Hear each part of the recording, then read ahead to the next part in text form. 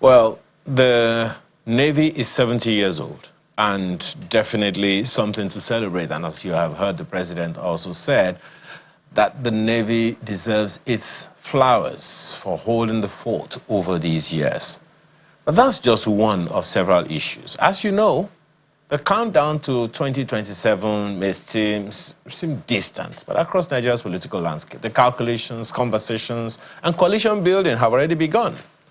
From the strength of the ruling APC and the maneuverings within opposition ranks to strategic withdrawals from key races and the growing influence of political heavyweights like Atiku Abubakar, Peter Obi, Goodluck Jonathan, and powerful regional actors, the battle lines are gradually taking shape. But beyond the headlines and personalities lies the bigger question.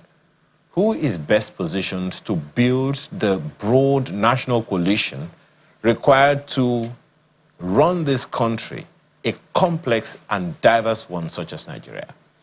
This morning, let's examine the forces, the interests, and alliances that could define the road to 2027 and what the early signals tell us about the future of Nigeria's political landscape. To help us make sense of this complex and fast-moving landscape, we're joined by a businessman, a political strategist, and former Rivers State governorship aspirant, Tonye of the APC. Thanks for joining us this morning.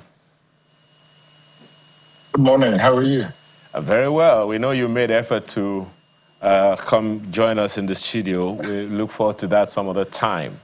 Let's begin with this 70-year-old institution of Nigeria, which the president has spoken about as well.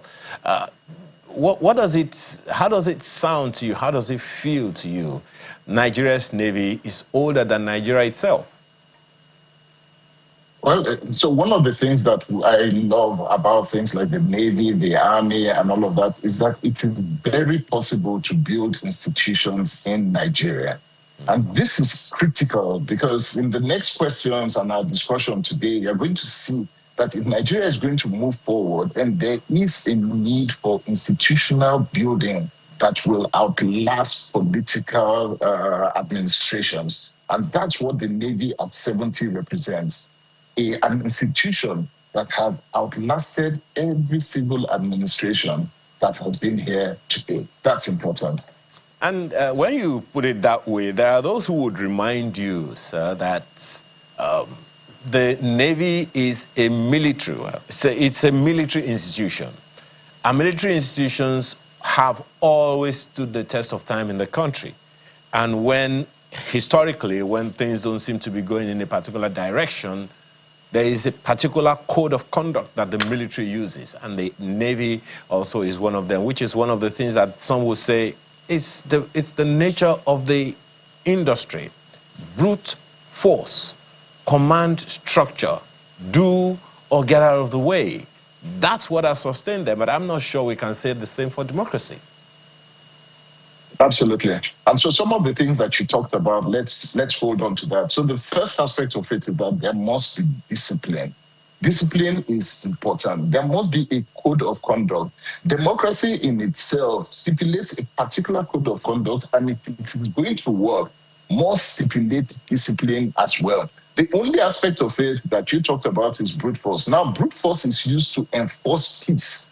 Democracy is meant to be the harbinger of peace, the forerunner of peace. So when you have democracy with a military that is standing behind it, then you should have peaceful resolution to whatever you're doing moving forward. So I don't think that we're far away from that. What we should be doing is learning from the institutions like the military on how to run a country. And this is important. The military is made up of Nigerians. The high command is Nigerians. All the structure from the top to bottom are Nigerians. So if they can be disciplined there, then it means Nigerians can be disciplined. It just means that we have to be willing as politicians to obey a code of conduct. We'll come back to the politicians' ambit of it, but 70 years ago, when the Navy started, the people who were there at the time are not the same ones there now. In fact, 40 years ago, I can almost say that many of the people who are in the Navy today were not anywhere near 40 years ago. And So how do you think we can replicate? You have talked about building institutions that can sustain time, that can survive time. How do you propose that we do that when every democratic administration jettisons, most of the time jettisons the previous administration's initiatives to start its own? Case in point, Operation Feed the Nation was started by the Obasanjo administration in 1977, 78 or thereabouts. 77, yes. Guess what? The Second Republic took over in 1979. It torpedoed it to become Green Revolution. And a subsequent administration forgot about it entirely until the Babangida administration came with something that looked like it but was not really it. So how do we enforce that sustainability? Because I think that's the real issue here. I don't know what you think about that. You asked the question, you answered the question. You already pointed out exactly where the problem is, and once you can solve that problem, you solved it. So how do we solve that? How do we solve that? No, I'm answering you. Okay. So take China, for example. Since 1949, China has stuck to 5-year development plans. They have not deviated from that. Every 5 years, they have a development plan. Today, they are on their 15th National Development Plan. 15. They've never changed. We change, we keep changing. So one of the things that we have to do, irrespective of political parties, is come together and agree on a development plan. Now we have vision, whatever that you have, but each time somebody comes in, that is removed. We cannot continue like that. All administrations must come together, irrespective of political parties, work on a development plan that lasts us the next 50 years, 100 years, and stick to it, so that irrespective of where you are, you stick. Now, Ghana, I just came from Ghana, and Ghana is working on a constitutional review that stipulates that there are certain aspects of national projects that, irrespective of your party, and irrespective of which party is in power, nobody can change it. Once it's started by one administration, it has to continue all the way till time in perpetuity. And that's what we have to do. There are certain things that we must seek discipline with that affect the life of every Nigerian, which we have to seek irrespective of administration. So how do we do that in a time or in a climate where nothing looks good when the current administration or any government is in power? The opposition, be it at the federal level or the state level, is only seeing the negatives. I grew up in it at a time when we could talk freely about the First Republic and the Second Republic and learn some things from them. The First Republic had systems where the different regions were competing, but it was healthy. There were complementary competition in those climes. I know what your specialty is, you know what my specialty is, we grew together. Second Republic, it was similar. In fact, even in the Third Republic, the local government administrations were very, very active. But today, it would seem like it's what a Ghanaian cleric calls the pull him down syndrome. So while it is the right of anyone to, and the media has its own responsibility of holding government to account, how do we sustain any good thing when we can't even see any good thing going on? So Chris, the politics that we play today in Nigeria is very Machiavellian. And the Machiavellian type of politics means that power is absolute. You must ensure that everybody else is destroyed so that you hold on to absolute power. There's no development like that. So one of the things that we have to do is recognize and work on a uniform direction that Nigeria takes, that Nigerians take, and we all agree, whether you are north, south, east, or west, this is where we're going. Now, that may be that each region, as you have just said, has something specific that they are really, really good at, and that is recognized. And that region is then given the empowerment to produce or develop what they are good at. It might mean that we have to look at our entire constitution, the landscape of our politics, and either decide that we're going back to regional governments or that we're strengthening the sub-regions in such a way that they produce what they are best at. What is certain is that Nigeria needs to have a conversation around all of this, because where we are is not working. And we know that we must move to a place that is working, but we cannot do that in isolation. No one party can do it. So all the various political actors have to sit together in a constitutional conference and decide on how we are going to move Nigeria forward. Until we have that conversation, very little is going to change. You know, there are those who would wonder what further conversation we need to have. We had a conversation, I think it was 2005. We had another conversation sometime in 2014. In fact, I think we had another conversation in 1995 under the Abacha government. And up until today, people are still calling for these conversations. So I want you to speak to how that will even be considered by anybody. When we have a National Assembly that has, what, about 500 people, you know, legislating for us at the federal level, and several houses of assembly, you know, speaking the way, you know, they have been operating. On the other hand, is the class of people. You spoke about the political class the other time. I hear people say politics is a game, one. And then they say politics is a game of numbers. It's a game of interests. These are people's lives and destinies. And some people call it a game. That's why many people who don't like games may not want to take politics seriously, even though it affects their lives directly. Okay. So it's a shame that people will look at politics and decide that they're not going to take it seriously, because not only does it affect their lives, it can devastate their lives. So I'm one advocate that every Nigerian must take politics seriously and do not leave the politics and governance of Nigeria to politicians alone. Everybody is a key stakeholder. I know that many countries develop their own mold of politics, of governance, and that's one of the things that we have to do in Nigeria. We have imported a politics or a presidential system from America. We are not America. We are Nigeria. And there's a way that we operate governance at the very traditional level. The northern Muslims, people from the north operate a particular system. People from the west have a different culture. People from the east have a different culture. The south have a different culture. Now we have to look at our politics from the roots of the culture that we are and begin to develop the mode of politics and governance that works for us, that we understand. We cannot import and expect it to work. Part of the reason why it hasn't worked all these years is that we are trying to enforce a system that is alien to us onto a traditional culture that is what we know.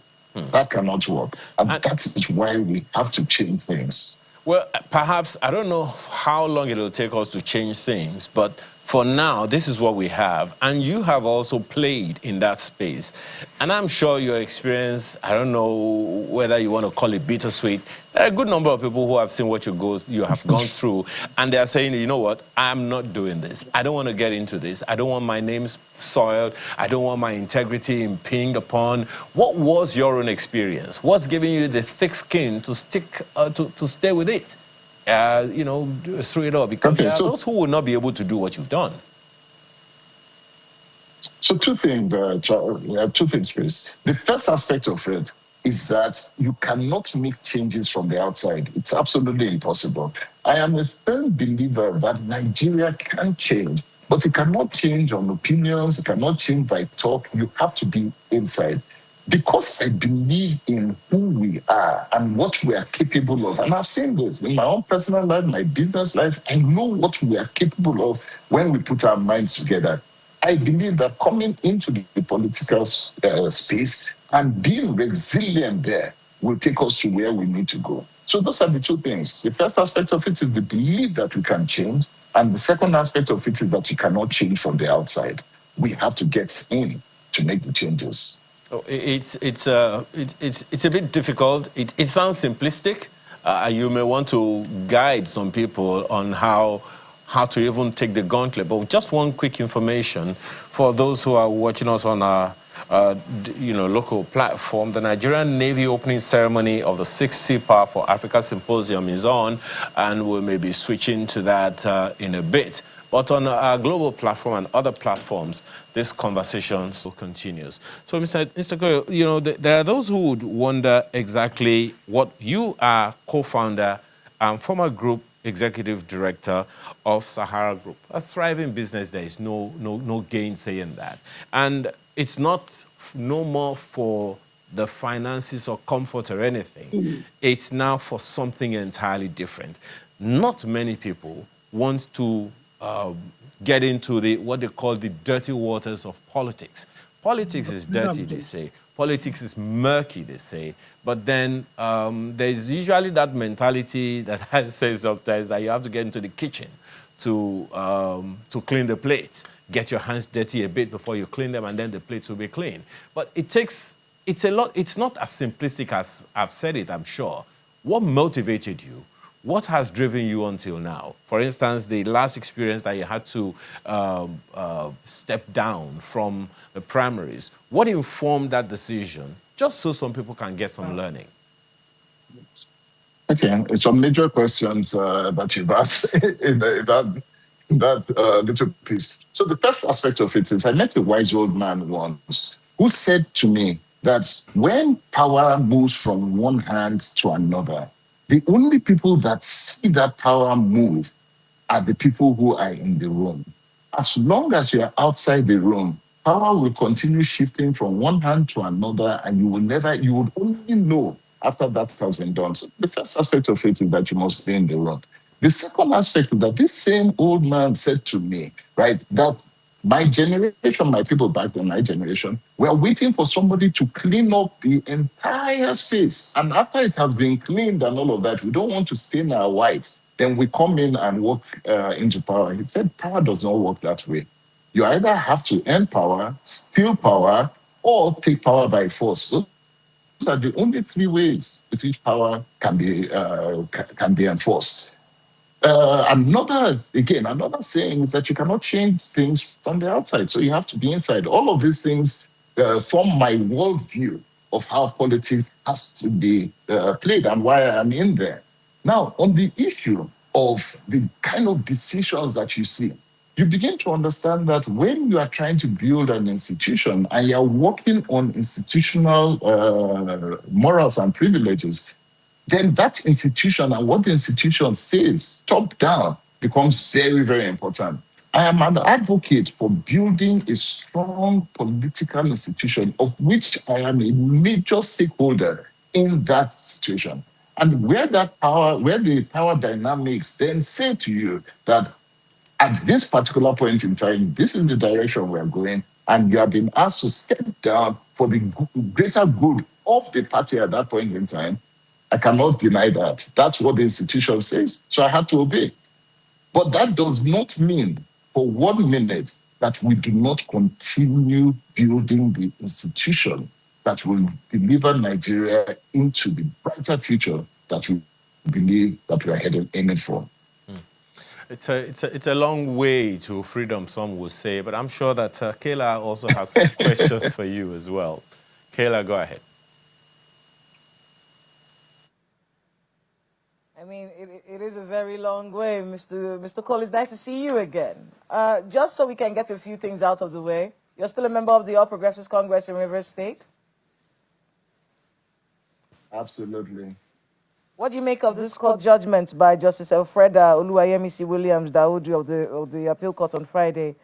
Many people have said this basically nullifying the congresses that produced Mr. Chinda and, of course, Mr. Okocha. The Emeka Beke faction are very excited about it. But yesterday we had a media chat with the FCT minister who said we are misunderstanding what that court judgment actually said. Talk to us a bit about that and what that means for the APC in your state. So again, River State has been back and forth as far as court judgments are concerned on both sides of the equation. Now, this particular court judgment, I suspect, is still going to head to the Supreme Court before there's a final determination on it. But where it stands today is that we have a particular group that says that they are the legitimate APC, and that a court has justified that aspect with a judgment. And you have another group that says that they went through the process and that they are the legitimate one. I think at the end of the day, what's going to happen, two things will likely happen. The first aspect is that this is going to go all the way to the is going to is through this type of process.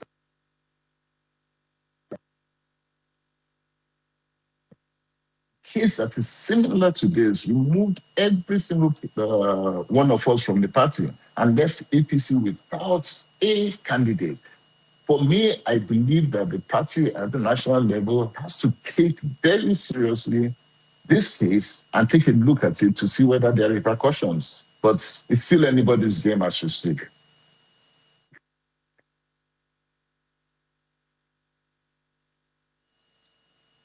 I think we're having a bit of an issue with our internet connection there, and we'll try to see if we can get that connection stronger and continue this conversation with Mr. Tonye Cole.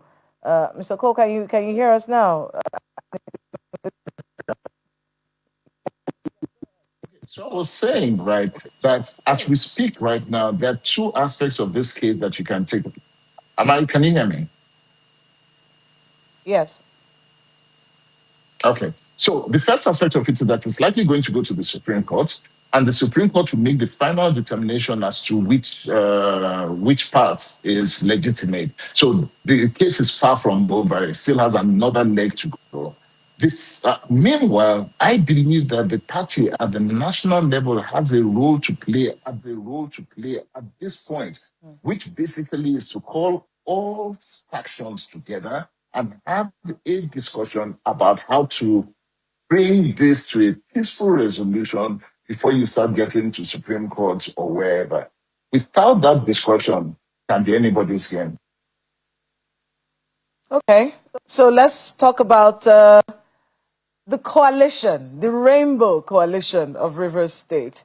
The FCT minister was saying that this coalition is going to be holding on to the reins of power for the next 8 years, and they're saying that they're going to be producing who the next governor.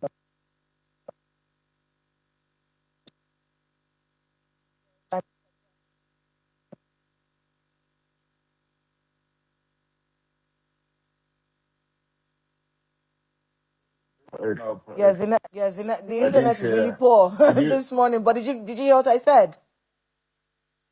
Yes.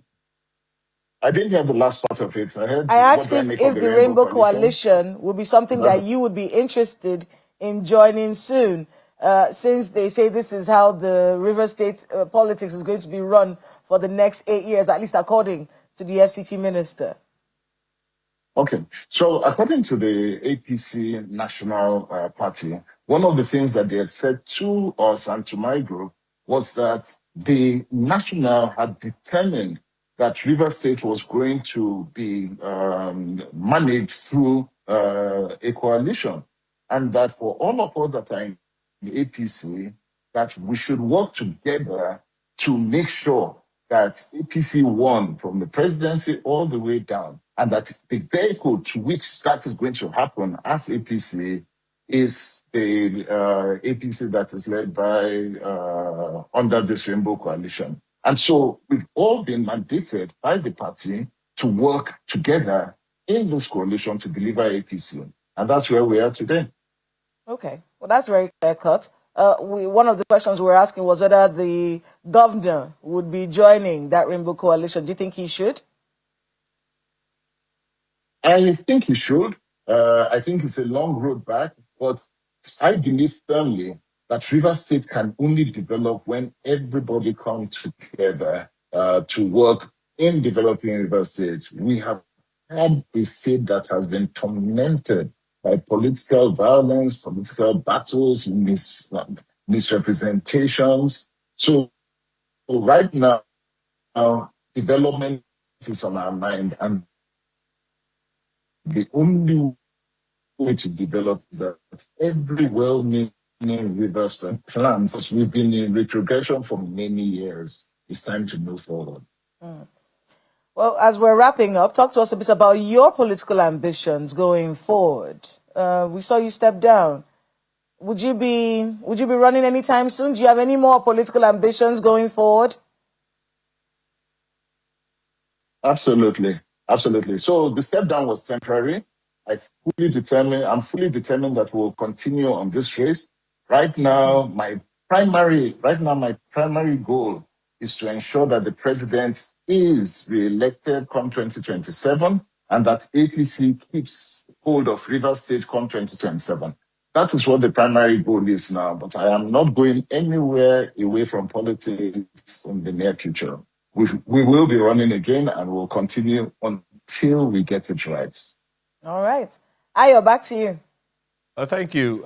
There's a question that you asked, Kayla, and I'd like to reframe that question. There are those who have been talking about the influence of some political juggernauts, former Vice President Atiku Abubakar, former Governor Peter Obi, as well as former President Goodluck Ebele Jonathan in the race 2027. Don't you think? How do you feel about that? Any scare? Anything for anyone to be scared of? I don't know about scare. What I believe in the first instance is that the number of players that we see in the political field demonstrates that Nigeria still is a multi-party democracy. That's the first aspect of it. The caliber of those who have come in, I don't know if President Jonathan is in or out. I think it's still a bit of a rumor, so I don't know. But what we do have today is that we're certain that we have Atiku Abubakar, we're certain that we have President Bola Tinubu, we're certain that we have His Excellency Peter Obi, and we're certain that we have Makinde. Those four we're certain about. And those four carry the capacity to create a very competitive environment for politics 2027. I have always been an advocate for competition. I believe that competition brings the best out in us. And APC competing against this juggernaut has to step up and step up big time. But there is a particular caliber of people that are mostly missing when these conversations go on, Mr. Cole, and that is the electorate, the voter. It would seem like they only get whatever they get at the end of the chain, of the food chain, and they're not really part of the process. Right now, no one is talking to them. No one is interfacing with them. They're waiting until, the election is closed and all of that. Isn't that too late in the day, in your opinion? Way too late. Way too late. And that's why, you remember at the beginning, one of the things that we said is that the populace and everybody has to take politics and understand politics seriously. Long before we get to this point, long before we get to the primaries and all of that, long before the characters come out, a lot has already happened.